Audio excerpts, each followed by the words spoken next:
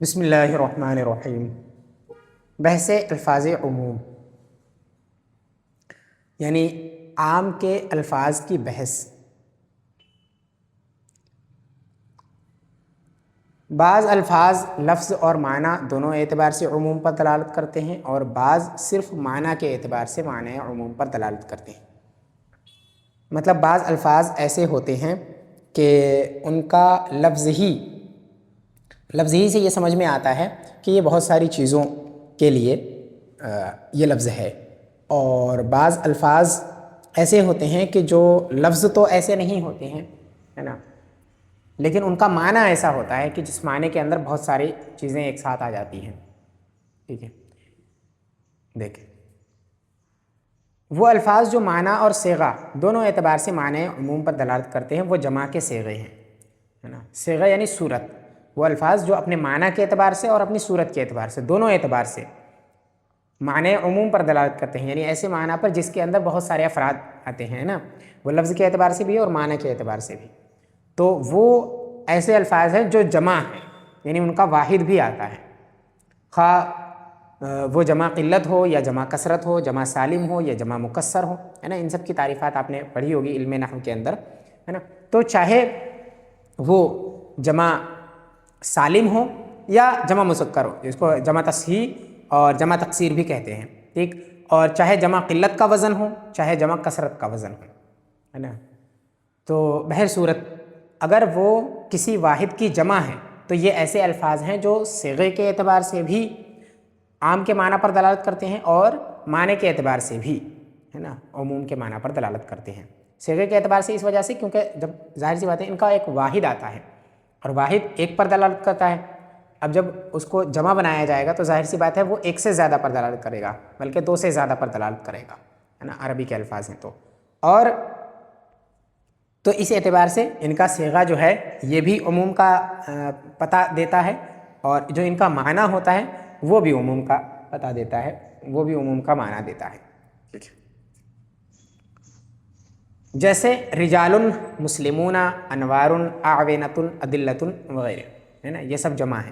رجال جمع تکسیر ہے، مسلمون جمع تصحیح ہے نا، انوار یہ بھی جمع تکسیر ہے، اعوینۃ یہ بھی جمع تکسیر ہے، ادلۃ یہ بھی جمع تکسیر ہے۔ تو یہ سب جمع کے صیغے، ان کا ایک واحد آتا ہے۔ رجال کا واحد ہے رجل، مسلمون کا واحد ہے مسلمن، انوار کا واحد ہے نور، اعوینۃ کا معنی ہے، اعوینۃ کا واحد جو ہے عون آتی ہے نا، اور ادلۃ کا جو واحد ہے دلیل آتی ہے۔ تو ان سب کا واحد آتا ہے، تو جن کا واحد آتا ہے نا، ایسے جمع کے الفاظ جن کا واحد آتا ہے تو وہ جمع کے اعتبار سے بھی لفظ کے اعتبار سے بھی وہ عموم کے معنی پر دلالت کرتے ہیں، اور معنی کے اعتبار سے بھی ان کے اندر عموم ہوتا ہے۔ لفظ کے اعتبار سے بھی ان میں عموم ہوتا ہے اور معنی کے اعتبار سے بھی عموم ہوتا ہے، ٹھیک۔ لفظ کے اعتبار سے یعنی ان کی صورت جو ہے، جس کو صیغہ بولتے ہیں، صیغہ بولتے ہیں لفظ کی جو صورت ہوتی ہے نا، اس کو صیغہ بولتے ہیں۔ تو صیغے کے اعتبار سے بھی وہ عموم پر دلالت کرتے ہیں اور معنی کے اعتبار سے بھی وہ عموم پر دلالت کرتے ہیں۔ تو یہ وہ الفاظ ہیں، ٹھیک ہے۔ دوسرے الفاظ وہ ہیں جو صرف معنی کے اعتبار سے عام ہیں اور لفظ کے اعتبار سے یہ واحد ہیں، ہے نا، کیونکہ ان کی جمع ان کا واحد کوئی آتا نہیں ہے تو یہی واحد ہیں، ٹھیک، لیکن ان کا معنی جو ہے وہ جمع کا ہے۔ تو جمع کا معنی ہے یعنی اس کے معنی کے اندر بہت سارے افراد ہوتے ہیں، یعنی معنی میں عموم ہے لیکن لفظ کے اندر عموم نہیں، ٹھیک۔ یہ ایسے الفاظ ہیں جن کا واحد نہیں آتا ہے، اور لیکن یہ ایک فرد پر نہیں بولا جاتا بلکہ بہت ساری چیزوں پر بولے جاتے ہیں، ہے نا، دو سے زیادہ پر بولے جاتے ہیں۔ جیسے قوم ہے نا، قوم رہتن وغیرہ یہ الفاظ ہیں۔ تو قوم کا لفظ جب بھی بولا جائے گا تو ایک انسان پر نہیں بولا جائے گا، دو پر نہیں بولا جائے گا، بلکہ کم سے کم 3 افراد ہوں گے، ہے نا، تو ان پر لفظ قوم کا اطلاق ہوگا۔ ایسے ہی رہتن ہے، یہ بھی 1-2 لوگوں پر نہیں بولا جاتا بلکہ کم سے کم 3 لوگوں پر بولا جائے گا، لیکن ان کا کوئی واحد نہیں آتا بلکہ یہ خود ہی واحد ہے، ٹھیک ہے۔ قوم واحد ہے، اس کی جمع اقوام آتی ہے نا، تو یہ خود واحد ہیں اور ان کا کوئی واحد نہیں آتا ہے، لیکن اس کے باوجود واحد ہونے کے باوجود ان کا معنی ایسا ہے کہ اس معنی کے اندر عموم ہے، یعنی وہ معنی بہت ساری چیزوں پر شامل ہوتا ہے، بہت ساری چیزوں کو شامل ہوتا ہے نا، بہت سارے افراد کو شامل ہوتا ہے۔ تو یہ معنی کے اعتبار سے عام ہے، اور جو پیچھے الفاظ گزرے وہ جمع کے ہیں، یعنی ان کا واحد بھی آتا ہے، تو لفظ کے اعتبار سے، صورت کے اعتبار سے بھی یہ بہت سارے افراد پر دلالت کرتے ہیں اور معنی کے اعتبار سے تو ہیں. ٹھیک ہے، تو یہ تو دوسرے وہ الفاظ ہیں جو صرف معنی کے اعتبار سے عام ہیں اور لفظ کے اعتبار سے وہ واحد ہیں، اور وہ چند ہیں. نمبر 1 قوم اور رہتن. قوم 3 سے 10 تک پر اور رہت 3 سے 9 تک کے افراد کے لیے استعمال کیے جاتے ہیں. مستعمل ہے یعنی استعمال کیے جاتے ہیں. یعنی لفظ قوم کا جو استعمال ہوتا ہے وہ 3 سے لے کر کے 10 تک کے لوگوں پر ہوتا ہے. ٹھیک ہے، اور رہتن کا جو اطلاق ہوتا ہے، جو استعمال کیا جاتا ہے، وہ 3 سے لے کر کے 9 تک کے لوگوں پر اس کا استعمال کیا جاتا ہے. جیسے کوئی کہے جاءنی القوم، جاءنی قومن کہے اگر کوئی، ہے نا، جاءنی قومن اگر کوئی کہے تو پھر اس کے اندر جو ہے قوم کے اس کا مطلب یہ ہوگا کہ میرے پاس ایسی جماعت آئی جس جماعت میں 3 سے لے کر کے 10 تک لوگ تھے، 10 تک لوگ تھے، ہے نا. یعنی 3 تھے، 4 تھے، 5 تھے، 6 تھے، 7 تھے، 8 تھے، 9 تھے یا 10 تھے. ٹھیک، اس سے زیادہ کے لیے یہ واحد استعمال نہیں. ایسے ہی رہتن جو ہے یہ 3 سے لے کر کے 9 تک کے لیے استعمال ہوتا ہے. تو ہیں تو یہ عموم کا معنی دیتے ہیں، ہے نا، کیونکہ ایک پر نہیں بولا جاتا ہے، 2 پر نہیں بولا جاتا بلکہ بہت سارے پر بولا جاتا ہے ایک ساتھ، ہے نا. ایسے رہتن ہے، یہ بھی بہت سارے لوگوں پر ایک ساتھ بولا جاتا ہے. تو ان کے اندر عموم کا معنی ہے لیکن یہ لفظ عام کے نہیں ہے. ٹھیک ہے، لفظ کے اعتبار سے یہ عام نہیں ہے، معنی کے اعتبار سے ہے. دوسرا کیا ہے، لفظ قوم کی ایک خصوصیت یہ ہے کہ جب تک افراد مجتمع نہیں ہوتے اس وقت تک اس کا استعمال صحیح نہیں ہوتا ہے. اس کے لیے افراد کا مجتمع ہونا شرط ہے. مطلب کیا ہوا اس کا؟ مطلب یہ ہوا کہ جب لفظ قوم کا اطلاق ہوگا، جب لفظ قوم کا استعمال ہوگا تو اس کا مطلب یہ ہوگا کہ یہ سارے لوگوں نے اکٹھا کوئی کام کیا، ہے نا. اس میں جتنے لوگوں پر یہ دلالت کرتا ہے ان سب پر اکٹھے دلالت کرتا ہے. مطلب اگر میں کہوں جاءنی القوم یا جاءنی قوم تو اس کا مطلب یہ ہوا کہ میرے پاس قوم، جتنے لوگوں سے میں قوم کو مراد لے رہا ہوں وہ سب میرے پاس اکٹھے آئے ہیں. اگر ایک ایک کر کے آئے تو پھر وہ اس کے لیے قوم کا اطلاق نہیں ہوگا، قوم کا استعمال نہیں ہوگا. ٹھیک ہے، تو قومن اور رہتن میں یہ فرق ہے. قومن جو ہے اس کے اندر ایک خصوصیت ہے، ایک خاص بات ہے، وہ یہ ہے کہ یہ تبھی استعمال کیا جائے گا جب سارے لوگ جمع ہو جائے، سارے لوگ اکٹھے ہو جائیں، مجتمع ہو جائے، یعنی سب اکٹھے ہو جائیں، ہے نا. کسی کام میں بھی سب اکٹھے ہو جائیں تو پھر ان کے لیے یہ استعمال کیا جائے گا کہ قوم نے یہ کام کیا، ہے نا. سب اکٹھے مل کر کوئی کام کرے تو کہیں گے کہ قوم نے یہ کام کیا. ٹھیک، اور اگر الگ الگ سب کام کرے تو اس کے لیے قوم کا استعمال نہیں ہوگا، اگرچہ کام کرنے والے 3 سے زیادہ ہوں، 4 5 ہو ایسے. ٹھیک، یہ 2 الفاظ تھے. دوسرے کون سے ہیں؟ من اور ما. یہ 2 الفاظ ہیں. ان دونوں لفظوں کی اصل عموم ہے لیکن کبھی کبھی خصوص پر بھی دلالت کرتے ہیں بشرطے کہ قرینہ خصوص موجود ہو. مطلب ان کا جو اصل ہے، جو یہ اصل میں استعمال کیے جاتے ہیں تو یہ عام کے معنی کے لیے ہی استعمال کیے جاتے ہیں، شامل ہونے کے لیے، بہت ساری چیزوں کو ایک ساتھ شامل ہونے کے لیے ہی استعمال کیے جاتے ہیں. لیکن کبھی کبھی خاص پر بھی دلالت کرتے ہیں، یعنی کبھی کبھی ان کو بول کر کے کوئی خاص شخص مراد لیا جاتا ہے، خاص چیز مراد لی جاتی ہے. ٹھیک ہے، اور عام طور سے جو اصل میں ان کا استعمال ہوتا ہے تو وہ عام معنی کے لیے ہی ہوتا ہے، یعنی بہت ساری چیزوں پر دلالت کرنے کے لیے ہوتا ہے. لیکن کبھی کبھی یہ خاص چیز پر بھی دلالت کرتے ہیں، جبکہ خاص چیز پر دلالت کرنے کے لیے کوئی دلیل موجود ہو، کوئی قرینہ، کوئی اشارہ موجود ہو تب. ٹھیک ہے، تب یہ جو ہے خاص معنی پر دلالت کرتے ہیں، ورنہ یہ عام طور سے عام معنی پر دلالت کرتے ہیں. ٹھیک ہے، اب من اور ما میں کچھ اور فرق بھی ہے تھوڑا سا. من کی اصل یہ بھی ہے کہ ہمیشہ ذوی العقول افراد کے لیے استعمال ہوتا ہے، مستعمل ہوتا ہے. یعنی من جو ہے یہ اصل میں جب وضع کیا گیا جس معنی کے لیے تو وہ ذوی العقول پر دلالت کرنے کے لیے وضع کیا گیا ہے، یعنی انسانوں پر عام طور سے. ٹھیک ہے، انسان میں مردوں عورتوں پر، ان سب کے لیے استعمال کرنے کے لیے من کو وضع کیا گیا ہے، من کو بنایا گیا ہے.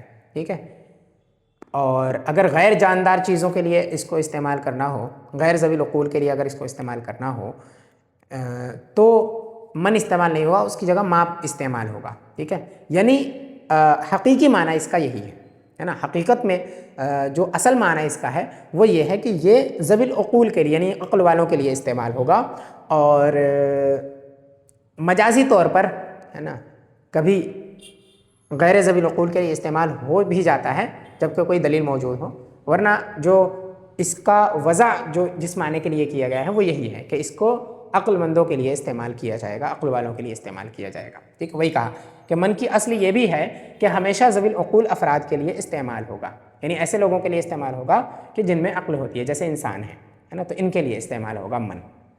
اصل اس کی یہ ہے.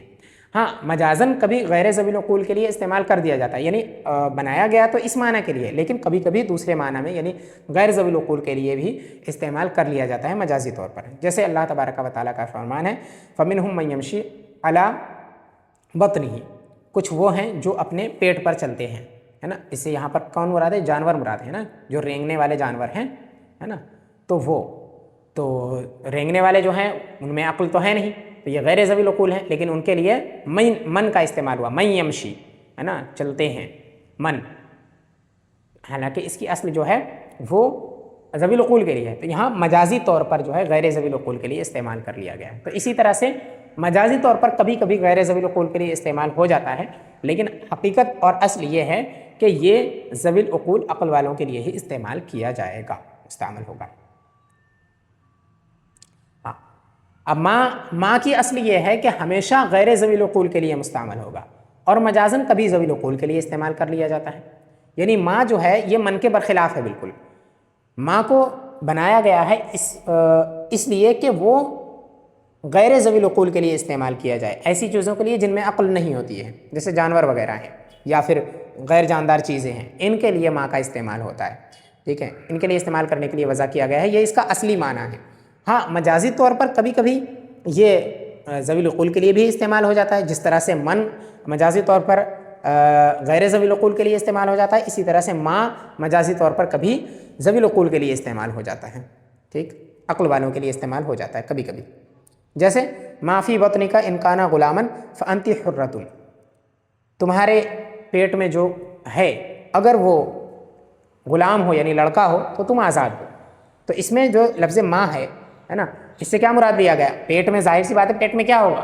پیٹ میں انسان ہوگا، یعنی عورت سے یہ گفتگو کی جا رہی ہے باندی سے، تو اس کے پیٹ میں کیا ہوگا؟ اس کے پیٹ میں انسان ہوگا، ہے نا، جو پیدا ہونے والا ہے. تو انسان تو ذوی العقول ہوتا ہے، تو اس کے لیے کہا گیا ما فی بطنک، تمہارے پیٹ میں جو ہے اور وہ ہے عقل والا، ٹھیک، لیکن اس کے باوجود ماں کا استعمال کیا گیا، تو یہاں ذوی العقول کے لیے ماں کا استعمال کیا گیا. تو وہی کہا کہ مجازی طور پر کبھی کبھی ذوی العقول کے لیے بھی ماں کا استعمال ہو جاتا ہے، جس طرح سے مجازی طور پر ذوی العقول کے غیر ذوی العقول کے لیے من کا استعمال کبھی کبھی ہو جاتا ہے، اسی طرح سے ماں کا استعمال ذوی العقول کے لیے کبھی کبھی ہو جاتا ہے، جیسے یہاں استعمال ہوا، ٹھیک. اس میں لفظ ماں ذوی العقول کے فرد پر بول دیا گیا ہے نا، اس میں بولا گیا ہے. قرآن مجید میں ہے والسماء وما بناہا، قرآن مجید میں ارشاد فرمایا والسماء وما بناہا، آسمان کی قسم، ہے نا، اور اس کی قسم جس نے اسے بنایا، ٹھیک. اس میں ماں سے مراد ماں نہیں ہے بلکہ من ہے نا، یعنی اس میں جو ماں ہے یہ من کے معنی میں ہے نا. والسماء ومن بناہا، اصل میں یہ ماں کی، من کی جگہ پہ ماں کا استعمال ہے، ٹھیک. اس سے مراد ماں ہے، من ہے، اس ماں سے مراد من ہے، ٹھیک. اب یہ 4 الفاظ ہوئے عام کے. تیسری قسم دیکھیں، لفظ کل، تیسری قسم لفظ کل ہے، یہ بھی عموم پر دلالت کرتا ہے. کل کا معنی ہوتا ہے سب، ظاہر سی بات ہے سب میں بہت ساری چیزیں آئیں گی ایک ساتھ، تو یہ عموم کا لفظ ہوا، عام لفظ ہوا، ٹھیک. کہہ رہے ہیں یہ اسم پر داخل ہوتا ہے اور اسم میں عموم افراد پیدا کرتا ہے. یہ اسم پر داخل ہوگا، فعل پر نہیں داخل ہوگا، ہے نا. اور جب اسم پر داخل ہوگا تو جس اسم پر داخل ہو جائے اس اسم کے اندر عموم کا معنی پیدا کر دے گا، ٹھیک ہے. یعنی لفظ کل احاطہ افراد کے لیے ہے. احاطہ کا مطلب ہوتا ہے گھیر لینا، افراد یعنی لوگ، ہے نا. جیسے رجل کسی نے کہا ہے نا، یا رجال کہہ دیں، رجال کہیں تو رجال معنی ہوا مرد، تو دنیا کے مرد جتنے بھی ہیں وہ افراد ہوئے اس لفظ کے، ٹھیک. تو ان کو گھیرنے کے لیے لفظ کل آتا ہے. لفظ کے جو افراد ہوتے ہیں، لفظ کا جو معنی جن لوگوں پر لفظ کا معنی صادق آتا ہے ان سب کو گھیرنے کے لیے لفظ کل آتا ہے، ٹھیک ہے. علی سبیل الانفراد لا علی سبیل الاجتماع، یعنی انفراد کے طور پر آتا ہے، اجتماع کے طور پر نہیں آتا ہے. مطلب اس میں اگر یہ کہا جائے کہ کل رجل عالم، ہے نا، ہر انسان ہر مرد ہر آدمی جو ہے عالم ہے، تو اس کا مطلب کیا ہوگا کہ ہر انسان اپنے اپنے الگ الگ جو ہے وہ عالم ہے، یہ نہیں کہ سب مل کر اکٹھے عالم ہیں، یہ مطلب نہیں ہوگا اس کا۔ تو اس میں جو ہے انفراد کے طور پر یہ عموم کا معنی انفراد کے طور پر افراد کو گھیرتا ہے، یعنی الگ الگ ایک ایک پر دلالت کرتا ہے، اکٹھے سب پر دلالت نہیں کرتا ہے، ٹھیک۔ اس میں افراد کے مجتمع ہونے کی شرط نہیں ہے۔ فائدہ، لفظ کل اگر نکرہ پر داخل ہو تو عموم افراد کا افادہ کرے گا، اور اگر معرف باللام پر داخل ہو تو عموم اجزاء کا افادہ کرے گا، ٹھیک ہے۔ ایک مثال دیکھ لیجئے، اس سے پھر اس کو واضح کرتے ہیں۔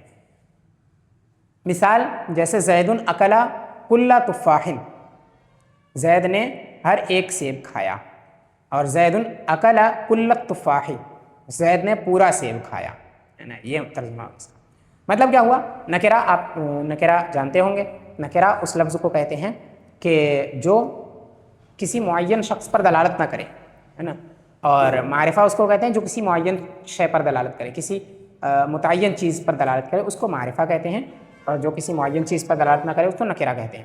تو اب معرفہ بنانے کی چیزیں ہیں، اس میں تعریف کو اگر نہ بھی سمجھے تو معرفہ بنانے کے جو طریقے ہیں، ہے نا، ان میں سے کوئی بھی طریقہ اگر استعمال نہیں کیا گیا تو اس کا مطلب کہ وہ لفظ نکرہ ہے۔ جیسے زید اکل کل تفاح ہے، اس میں تفاح کا لفظ ہے، ٹھیک ہے، تو تفاح یہاں پر نکرہ ہے، اس پہ الف لام نہیں ہے، نہ تو یہ منادہ ہے نہ مضاف ہے نا، جو کیا بولتے ہیں معرفہ ہونے کے جو وجوہات ہیں ان میں سے کوئی بھی یہاں پر نہیں ہے، تو یہ نکرہ ہے۔ اب نکرہ ہے، نکرہ پہ لفظ کل داخل ہوا، ہے نا، کل تفاح، تو زید نے، اس کا ترجمہ کیا ہوگا کہ زید نے ہر سیب کھایا، ٹھیک۔ کیوں؟ کیونکہ کیا کہا کہ عموم افراد کا افادہ کرے گا جب لفظ کل نکرہ پر داخل ہوگا، تو یہاں لفظ تفاح نکرہ ہے، اس پر کل داخل ہوا ہے، تو یہ عموم افراد کا افادہ کرے گا، مطلب لفظ تفاح کے جو افراد ہیں، یعنی سیب کے جتنے بھی، یعنی دنیا میں جتنے بھی سیب ہیں، ہے نا، تو ان سب پر، ان کے لیے، ان سب پر وہ دلالت کرے گا، ٹھیک، اس کا فائدہ دے گا، ان سب کو شامل ہوگا۔ اور اگر اس پہ الف لام داخل ہو، یعنی وہ معرفہ ہو کسی طرح سے، اس پر اگر کل داخل ہو تو پھر وہ عموم اجزاء کا فائدہ دے گا، مطلب ایک فرد مراد لیا جائے گا اور ایک فرد کے تمام حصے مراد لیے جائیں گے۔ جیسے زید اکل کل تفاح، زید نے پورا سیب کھایا، یعنی سیب کا ہر ہر حصہ کھایا، ایک سیب کا ہر ہر حصہ کھایا، یہ ترجمہ ہوگا اس کا، یہ مطلب ہوگا، ٹھیک۔ تو وہی کہا کہ اگر لفظ کل نکرہ پر داخل ہو، ٹھیک ہے، تو وہ عموم افراد کا فائدہ کرے گا، ٹھیک، عموم افراد کا افادہ کرے گا، فائدہ دے گا، یعنی لفظ تفاح جو سیب ہے، تو سیب جتنے ہوں گے ان سب پر شامل ہوگا یہ اس وقت لفظ کل، ٹھیک۔ اور اگر کیا نام ہے معرفہ پر داخل ہو تو پھر اس وقت عموم اجزاء کا فائدہ دے گا، یعنی ایک فرد کے سارے حصوں کو شامل ہونے کا فائدہ دے گا، ٹھیک۔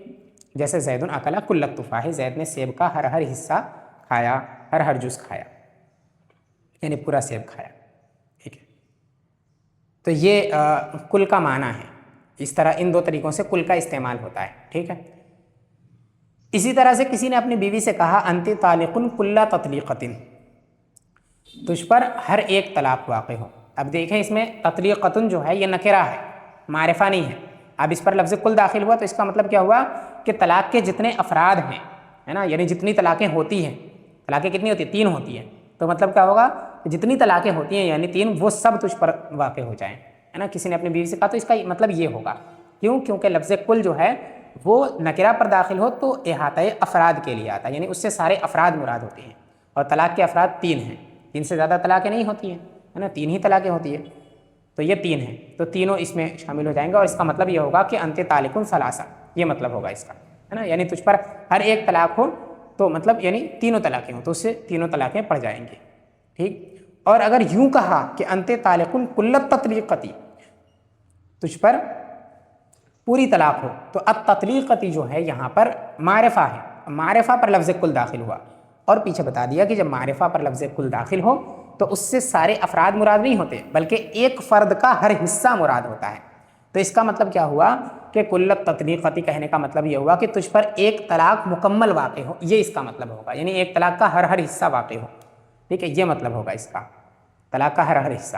और हर हर हिस्सा, एक तलाक का हर हर हिस्सा यानी एक मुकम्मल तलाक वाक़ हो, इसका ये मतलब होगा। तो ऐसी सूरत में उस पर, औरत पर एक ही तलाक पड़ेगी। ठीक, वही कहा कि तुम पर तलाक की हर हर जुज़ हैं तो एक ही तलाक पड़ेगी। ठीक, क्योंकि इसमें मारिफा इस्तेमाल किया गया है, और जब मारिफा पर लफ्ज़ कुल दाखिल होता है तो एक फ़र्द का हर हिस्सा मुराद होता है। ठीक, और जब नकिरा पर दाखिल होता है तो उस लफ्ज़ के तमाम अफराद पर वो दलालत करता है, तमाम अफराद को घेर लेता है। ठीक है, इसी तरह से अहले अरब अकला कुल्ला रुम्मानिन को सच मानते हैं और अकला कुल्ला रुम्मान को झूठ मानते हैं। ठीक है, यानी अगर कोई कहता है कि अकल तो कुल्ला रुम्मानिन, है ना, मैंने सारे अनार खा लिए, तो कहते हैं कि ये बात सच मानते हैं, इस बात को वो सच कहते हैं कि इसने सच कहा है। अगर कोई ऐसा कहता है तो उसे सच्चा समझते हैं इस बात में। और अगर कोई ये कहता है कि अकल तो कुल्लर रुम्मानी, है ना, मैंने जो है पूरा अनार खाया, तो उसको झूठ मानते हैं। क्यों? क्योंकि अनार पूरा नहीं खाया जाता है ना, उसके अंदर बहुत सारे अज्जा होते हैं, कुछ तो ऊपर का छिलका ही होता है, फिर उसके अंदर भी छिलके होते हैं, है ना, तो वो सब नहीं खाया जाता है, फिर उसके अंदर भी बहुत सारे ऐसे अज्जा होते हैं जो नहीं खाए जाते, तो पूरा अनार नहीं खाया जाता है। इस वजह से जब अकला कुल्लर रुमान उसने कहा, तो चूंकि ये मारिफा पर दाखिल है, तो इसका मतलब क्या हुआ कि अनार का हर हर हिस्सा मुराद होगा, एक अनार का हर हर हिस्सा मुराद होगा। ठीक, और हर हर हिस्सा खाया नहीं जाता है, इस वजह से उन्होंने कहा, अरब ये कहते हैं कि ऐसा शख्स जो ऐसा बोलता है उसको झूठ मानते हैं, उसको झूठा मानते हैं। ठीक है, इस बात को झूठ मानते हैं। तो इसी वजह से, क्योंकि लफ्ज़ कुल जब मारिफा पर दाखिल होता है तो उससे तमाम अफराद मुराद होते हैं, और जब नकिरा पर दाखिल होता है तो उससे तमाम अफराद मुराद होते हैं, और जब मारिफा पर दाखिल होता है तो उससे एक फ़र्द के तमाम हिस्से मुराद होते हैं, तमाम अज्जा मुराद होते हैं। ठीक, लफ्ज़ कुल जब लफ्ज़ मा पर दाखिल हो और उसके बाद कोई फ़ेल हो तो लफ्ज़ कुल उमूम अफ़आल का फ़ायदा देता है। ठीक है, और ज़िमनी तौर पर उमूम अस्मा का भी फ़ायदा देता है। मतलब क्या हुआ कि माँ आता है, लफ्ज़ माँ, उससे पहले अगर लफ्ज़ कुल आ जाए, यानी उस पर लफ्ज़ कुल दाखिल हो जाए, यानी कुल्लमा आ जाए। ठीक, और कुल्लमा के बाद कोई फ़ेल इस्तेमाल हो जाए, तो वहाँ पर लफ्ज़ कुल जो होगा वो उमूम अफ़आल का फ़ायदा देगा। मतलब क्या होगा कि जब जब ये काम होगा, ये काम जितनी बार भी होगा, ठीक है, जितने होगा ये तो मुराद नहीं हो सकती, क्योंकि काम जो है इसका ताल्लुक़ वक्त से होता है। ठीक है, तो जितनी बार ये काम होगा, जिस वक्त में ये काम होगा, ये मतलब होगा उसका। ठीक, तो उमूम अफ़आल का फ़ायदा देगा। मतलब क्या होगा कि जब जब ये काम होगा, जिस वक्त में ये काम होगा, है ना, तब फिर आगे जो वो होगा उसका वो पा लिया जाएगा। ठीक है, तो उमूम अफ़आल का फ़ायदा देता है, और ज़िमनी तौर पर, यानी जब उमूम अफ़आल का फ़ायदा देगा तो फिर उस फ़ेल में जो इस्म इस्तेमाल किया जाएगा, उस जुमले में जो इस्म इस्तेमाल किया जाएगा, उस इस्म के भी आम होने का फ़ायदा देगा। ठीक है, यानी उस इस्म का माना भी फ़ेल के साथ पाया जाएगा। ठीक, जैसे कुल्लमा तज़व्वजतु इमराअतन फ़हिय तालिक़ुन, जब भी मैं किसी औरत से निकाह करूं तो वो तलाक़ वाली है, ये तलाक़ वाली। तो इस पर देखें, लफ्ज़ माँ है, उस पर कुल दाखिल है, कुल्लमा हो गया ये, उसके बाद तज़व्वुज ये फ़ेल इस्तेमाल हुआ। ठीक, तो अब क्या करेगा, कुल्लमा उमूम अफ़आल का फ़ायदा देगा। मतलब तज़व्वुज ज़िवाज जब भी पाया जाएगा, निकाह जब भी पाया जाएगा, और फिर उसके बाद कहा था कि ज़िमनी तौर पर उमूम अस्मा का भी फ़ायदा देता है। तो इस जुमले के अंदर एक इस्म भी है, फ़हिय तालिक़ुन, है ना, तालिक़ुन ये इस्म है, ये फ़ेल नहीं है। ठीक, लेकिन चूँकि कुल्लमा आया है और उसके बाद जब फ़ेल हो तो ज़िमनी तौर पर इस्म के भी आम होने का फ़ायदा देता है। मतलब जब जब तज़व्वुज ये फ़ेल पाया जाएगा, है ना, निकाह का जब जब फ़ेल पाया जाएगा, तब तब तालिक़ का इस्म जो है इसका माना भी पाया जाएगा। ठीक है, यानी वो औरत जो है वो तलाक़ वाली हो जाएगी। ठीक, क्योंकि ज़िमनी तौर पर ये इस्म के आम होने का भी फ़ायदा देगा, जो इस्म का माना है वो भी उस फ़ेल के साथ पाया जाएगा। ठीक, इसका मतलब क्या होगा कि जब जब किसी औरत से शादी करूं उसको तलाक़, तो इस जुमले की बुनियाद पर कायल जब जब किसी औरत से निकाह करेगा उसकी बीवी पर तलाक़ पड़ जाएगी। यानी ये कहने वाला जिसने ये बात कही है वो जब भी किसी औरत से निकाह करेगा तो उस पर तलाक़ वाक़ई हो जाएगी। ठीक, क्योंकि जब भी जैसे वो निकाह करेगा, है ना, तो वो लफ्ज़ कुल्लमा जो उसने कहा था वो इसको घेर लेगा, इस फ़ेल को भी, है ना। लफ्ज़ कुल्लमा एक बार कहा उसने, लेकिन चूँकि लफ्ज़ कुल के साथ माँ आया था, तो माँ उमूम अफ़आल पर दलालत करता है, तो जब भी वो फ़ेल पाया जाएगा تب بھی اس کا معنی پا لیا جائے گا۔ تو جو اس نے اس میں ایک مرتبہ فہیہ طالقن کہا تھا تو وہ ہر بار پا لیا جائے گا، کیونکہ فعل پایا جائے گا، اور جب فعل پایا جائے گا تو پھر اس کے تحت وہ اسم بھی پا لیا جائے گا، اس اسم کا معنی بھی پا لیا جائے گا جو اس نے پہلے کہا تھا، ایک بار کہا تھا، وہ ہر بار اس اسم کا معنی بھی پایا جائے گا فعل کے معنی کے ساتھ ساتھ، ٹھیک ہے، فعل جب پایا جائے گا تو جب وہ نکاح کرے گا تب تک طلاق پڑ جائے گی۔ فائدہ، کلما تزوجت امرأۃ فہی طالق، جب بھی میں کسی عورت سے نکاح کروں تو اسے طلاق۔ اگر کوئی شخص ایسا بول گیا تو اس کے لیے زندگی دشوار ہوگی کہ زندگی بھر بغیر عورت کے رہنا پڑے گا۔ فقہاء کرام نے ایسے شخص کے لیے ایک ہیلہ بیان فرمایا ہے، وہ ہیلہ یہ ہے کہ ایسا قائل نکاح فضولی کرے تو اس مصیبت سے نجات پا سکتا ہے۔ مطلب اگر کسی نے ایسا کہہ دیا کہ جب میں کسی عورت سے نکاح کروں تو اس پر طلاق، تو اب چونکہ جب بھی وہ نکاح کرے گا اس پر طلاق پڑ جائے گی، ہے نا، تو اب اور بغیر نکاح کے اسے رہنا پڑے گا۔ اب اگر بغیر نکاح کے رہنا، چونکہ یہ تو دشوار ہے نا، تو اکیلے تنہا زندگی گزارنا اس دنیا میں یہ بہت مشکل ہے نا، بہت دشوار ہے۔ تو اس کے لیے فقہاء کرام نے ایک راستہ نکالا ہے کہ وہ ایسا کر سکتا ہے کہ فضولی نکاح کرے۔ فضولی نکاح کا مطلب کوئی ایسا شخص اس کا نکاح کروائے جس کو نہ اس نے وکیل بنایا ہو نہ وہ اس کا ولی ہو، ٹھیک ہے، تو وہ اس کا نکاح کرائے۔ اب جب وہ اس کا نکاح کرائے گا تو ظاہر سی بات ہے وہ صرف اس کے نکاح کرانے دینے سے نکاح فوراً ہوگا نہیں، پھر بعد میں وہ اجازت دے گا، ہے نا، یہ جائز کر دے گا اس نکاح کو کسی طریقے سے، جیسے بول کر کے کہہ دیتے ہیں، یا پھر یہ کہ کیا نام ہے، لڑکی کو مہر دے دینا، ان سب چیزوں سے وہ نکاح جائز ہو جاتا ہے جو فضولی نے کرایا ہو، ٹھیک ہے۔ فضولی یعنی ایسا شخص جس کا کوئی رشتہ نہ ہو اس سے، ہے نا، یعنی کون سا رشتہ، جس رشتے کی وجہ سے وہ اس کا نکاح کرا سکے، جیسے وکیل ہو تو وکیل، چونکہ جیسے میں نے اپنا کسی کو وکیل بنایا اپنے نکاح کا تو وہ میرا نکاح کرا سکتا ہے، تو اگر وہ نکاح کرائے گا تو فضولی نہیں ہوگا۔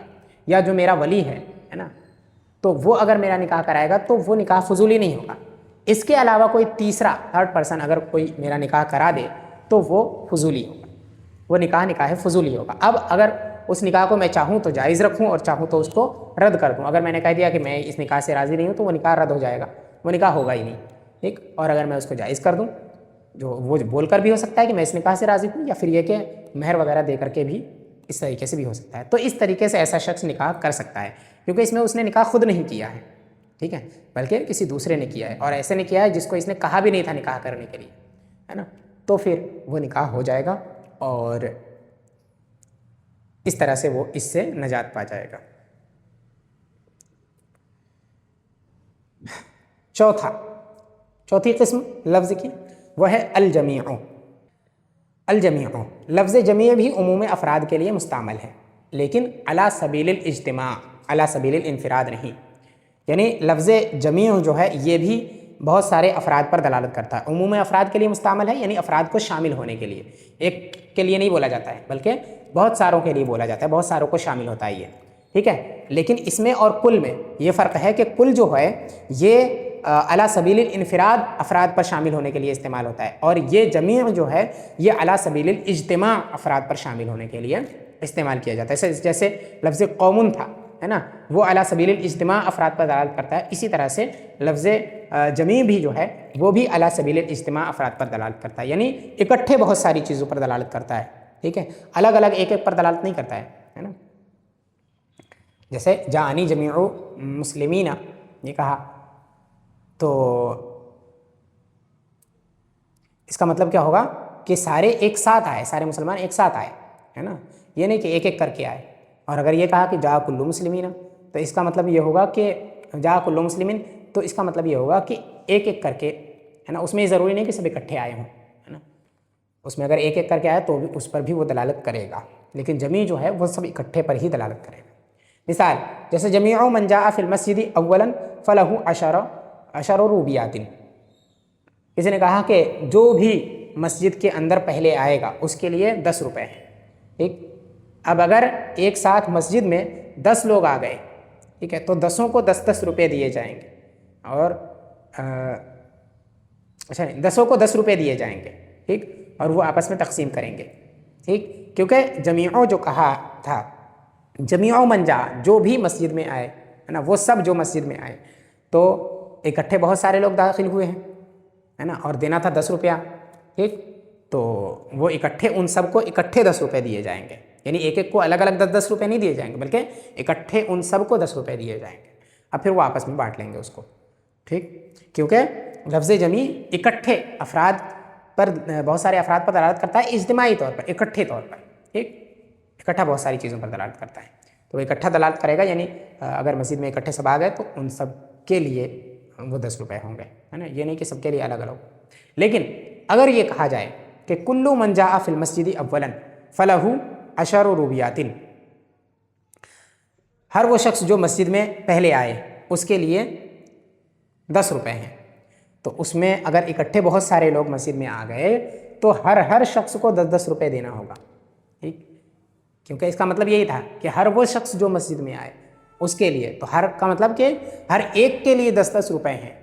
अब सब इकट्ठे अगर आ गए तो बहुत सारे लोग आए तो हर एक को 10-10 रुपये देने पड़ेंगे, क्योंकि कहा गया था हर एक के लिए 10-10 रुपये हैं जो पहले आए, ठीक।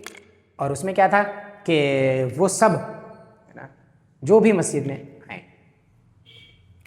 तो लफ्ज़ कुल जो है ये इनफरादी तौर पर उमूम पर दलालत करता है, उमूम अफराद के लिए इस्तेमाल होता है। इसी वजह से यहाँ इनफरादी तौर पर हर एक को 10-10 रुपये देने पड़ेंगे। इनफराद का मतलब यही है कि हर एक को अलग अलग, ठीक, और इस्तेमाल का मतलब ये होगा कि सबको इकट्ठा, ठीक है। तो लफ्ज़ कुल इस्तेमाल हुआ तो हर एक को अलग अलग देना पड़ेगा, और लफ्ज़ जमी का इस्तेमाल किया गया तो सबको इकट्ठा दे देंगे तो भी हो जाएगा, ठीक। हाँ, और अगर ये कहता कि मन जाअ अव्वलन फिल मस्जिद, और एक ही साथ 10 शख्स मस्जिद में आ गए तो किसी को कुछ नहीं मिलेगा, ठीक है। हाँ, मन, कुल्लमा, कुल और जमी, इनमें फ़र्क ये है कि अगर ऊपर के दोनों का बयान हो गया, अगर मन का इस्तेमाल किया, मन जाअ अव्वलन फिल मस्जिद, मस्जिद में जो पहले आए, है ना, और एक साथ बहुत सारे आ गए, है ना, एक साथ बहुत सारे दाखिल हो गए तो किसी को कुछ नहीं मिलेगा, है ना।